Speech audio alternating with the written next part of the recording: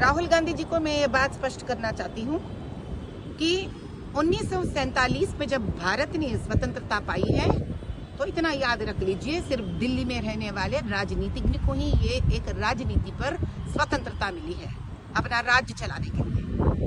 और जब 1991 में हमारे प्रियतम प्रधानमंत्री पीवी नरसिम्हा राव जी जो आंध्रा के गढ़ से आते हैं और उसी समय तब का आर्थिक महामंत्री मनमोहन सिंह जी के संरक्षण में और उनके सलाहकार के हैसियत से तब हमको स्वतंत्रता मिली है।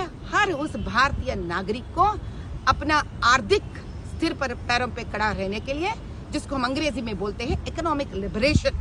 Every Indian could start his own enterprise.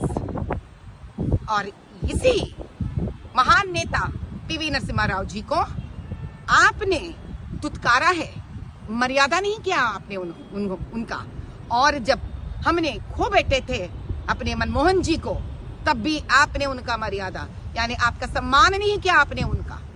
और उसी प्रकार 2024 में यही कहना था हमारे प्रीतम भागवत जी का कि हमारे प्रधानमंत्री का नेतृत्व में प्रियतम नरेंद्र मोदी जी का हर भारतीय नागरिक को अपना ही संस्कारों का, अपना ही सनातन का, अपने ही मंदिरों में कदम रखकर अपना पूजा पाठ करने का स्वतंत्रता मिली है। इसीलिए उन्होंने कहा है सही स्वतंत्रता 2024 को जब राम मंदिर बनी तो मिली है। इसको समझने के लिए आपको सबसे पहले समझना पड़ेगा कॉन्स्टिट्यूशन क्या है, संविधान क्या है, वो क्या कहता है।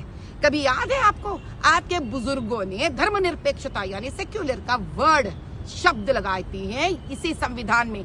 आपने क्या किया, महाराष्ट्र के इलेक्शंस को आपने उलेमा बोर्ड को ला लिया है, वक्फ बोर्ड को ला लिया है, मुस्लिम पर्सनल लॉ को ला लिया है और अगाड़ी के साथ साथ मिले हैं आप हाथों में हाथ रखकर। इसलिए आपको वहां पर हार देखनी पड़ी है।